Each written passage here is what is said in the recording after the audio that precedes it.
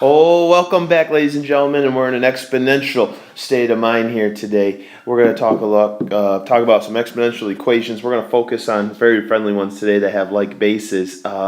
In future lessons, we'll start looking at ones that have unlike bases, and things get a little hairier then. But simply today, we're going to jump right into our definition here. And if I go a little too fast, again, like we always say, don't be afraid to hit the pause button and slow things up a little bit to make sure your notes are complete. An exponential equation is fairly self-explanatory. It's basically an equation in which a variable occurs in the, go ahead and take a guess. I bet you nailed it right there, in the exponent. So basically, if we see a variable in the exponent, we've got ourselves an exponential equation. A good example would be, 2 to the 3x plus 1 equals 5, maybe something like that. You'll notice, where's your variable hiding? Right up here in the exponent. Today, we're going to see a lot of ours where there's variables on both sides in the exponent. Maybe something like 9 raised to the x plus 4, something like that. So those are examples of ones we're going to see today. To get us started, we have a very, very powerful theorem here today. And this theorem is basically some kind of a statement that is true for all cases in math, no matter what we're talking about. And this theorem says that if b raised to the x power is equal to b raised to the y power, you'll notice I have the same base on both the left and the right side.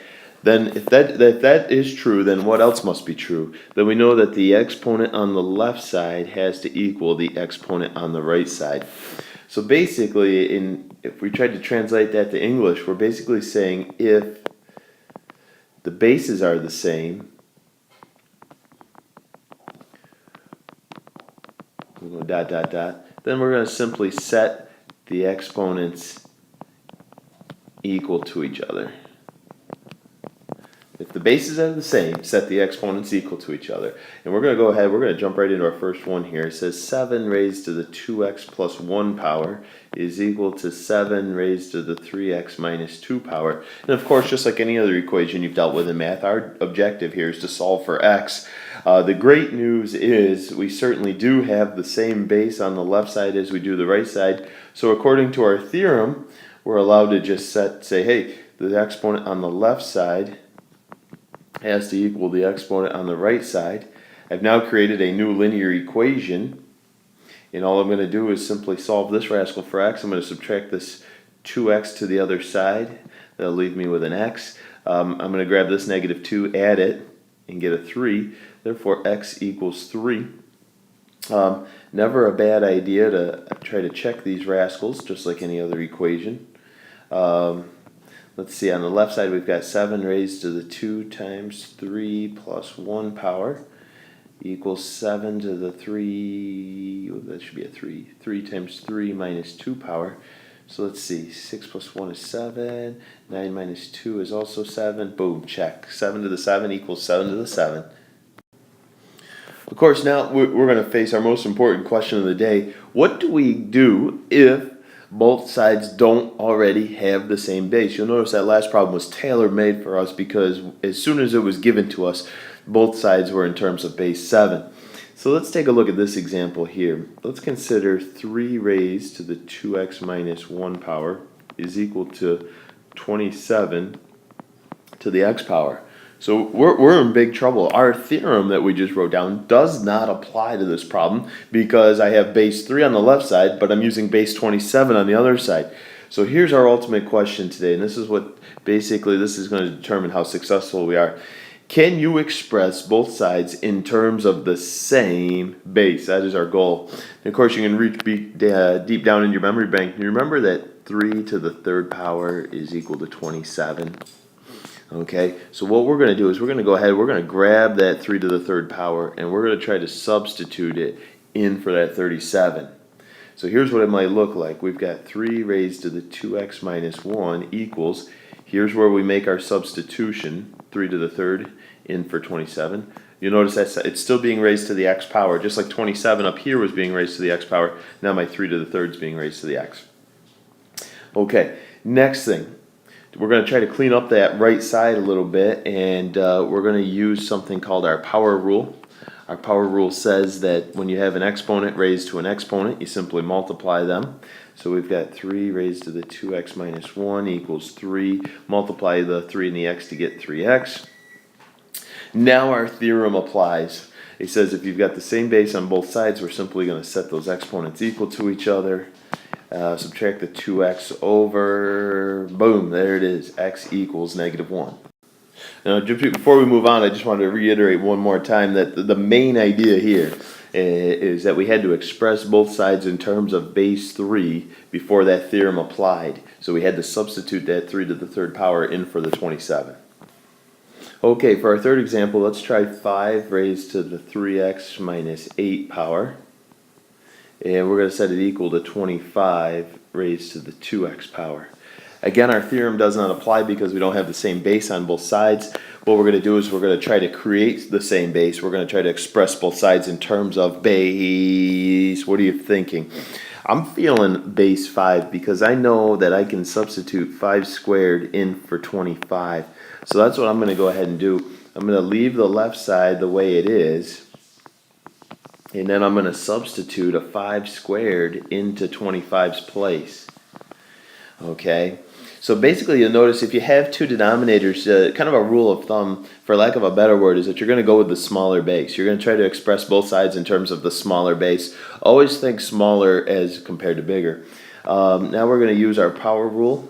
Again, notice the left side, he's kind of yawning. He hasn't had anything to do. Power rule says we're going to multiply those two exponents together and get 4x. Now our theorem applies, and we could say the exponent on the left side is equivalent to the exponent on the right side. Subtract the 3x over, and bang, we are all done. Well, I've got two more examples left for you, and of course they're hiding some pretty good bear traps. So we've got 8 raised to the x plus 2 power equals 16 raised to the x power. And of course the ultimate question is, what kind of base do you want to use for both sides? And we just talked about last time, we said when in doubt, go with the smaller of the two bases. However, is it possible to express 16 using a base 8? And you'll quickly decide that I don't think I can. 8 to the second power is not equal to 16. In fact, it's equal to 64, which is way too big. So I cannot use a base 8. What I need to do is I need to think smaller. For instance, could I use base 4? I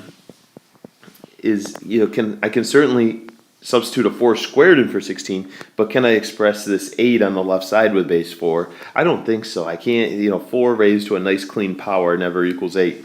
So what I want to continue to go even smaller than that. I want to use base 2. You'd agree that 2 to the third power equals 8. You'd also agree that 2 to the fourth power equals 16. Those are the substitutions that I want to make. So we're going to substitute this 2 to the third power in for the 8, and 2 to the fourth power is going in for that 16 right there. So using my parentheses, 2 to the third power raised to the x plus 2 power, and 2 to the fourth power, whoops, get that 4 up there, raised to the x. Again, now here's our next bear trap, is when you're using the power rule and you're multiplying this 3 times the quantity x plus 2, even though we don't explicitly see parentheses around that x plus 2, we have to distribute this 3. So just put a little asterisk here in your notebook and remind yourself to distribute that rascal. So now I've got 2 raised to the 3x plus 6 equals 2 raised to the 4x power. And now finally our theorem applies and says the exponent on the left side is equal to the exponent on the right side. Slide this up just a little bit. We'll subtract that 3x over, and we got 6 equals x. There's my solution, x equals 6. But again, it all boils down to the fact, can we get like bases? And when in doubt, go as small as possible. Okay, coming on to our last problem here. Before I throw the last problem on the screen here, I just want you to recall a couple of things. If I had a 1/2, I could rewrite that as 2 raised to what power? Hopefully you said -1. Similarly speaking, if we had 1/3, we could rewrite that as 3 to the -1. Here's an interesting one. If I gave you 1/4, we could rewrite that as 4 to the -1. Or what else could you rewrite that as? I'm going to say, or 2 raised to the negative 2 power would also be equivalent to 1/4. Let's see, if I had 1/9, certainly that could be 9 to the negative 1 power, or I could say 3 to the negative 2 power. So there's always more than one option, and I just want you to start thinking in terms of negative exponents. If I give you a fraction, you could always rewrite that with a negative exponent in play. So let's go ahead. We'll take a look at a Harrier problem. Now we've got that. Now that we've got you warmed up. So our sixth and final problem says, let's take 1/2. Let's raise it to the x power minus 6 equals 26. Well, the first thing that struck me is, just like any other equation, we want to try to move that 6 over. We're going to go ahead and we're going to add 6 to both sides. So we got 32. And now our goal is to try to express, well, first of all, what makes this an exponential equation? Think back to the definition we put down as the very, very first thing in our notebook today. We said it's an exponential equation because, okay, the variable occurs up there in the exponent. So now we're trying to think, can I create like bases? I'm going to go with base 2, okay? And just to try to get myself set up here, I'm going to say that 2 to the negative 1 is equivalent to 1/2. And I'm also going to remind myself that 2 to the 5th is equal to 32. So I'm going to make those substitutions into my equation here. We've got 2 to the negative 1 to the x equals 2 to the 5th power. I'm going to use my power rule, multiply the two exponents together. And now finally my theorem applies, and I can say, because I have like bases on both sides, I can say that the exponent on the left side is equivalent to the exponent on the right. Divide both sides by negative 1. And boom, there it is, x equals negative 5. So I hope you had good luck with this video. Not too bad of a topic if you're comfortable with some of your basic exponents and you feel comfortable making those substitutions early on in order to create those like bases. Hope you enjoyed. We'll see you tomorrow.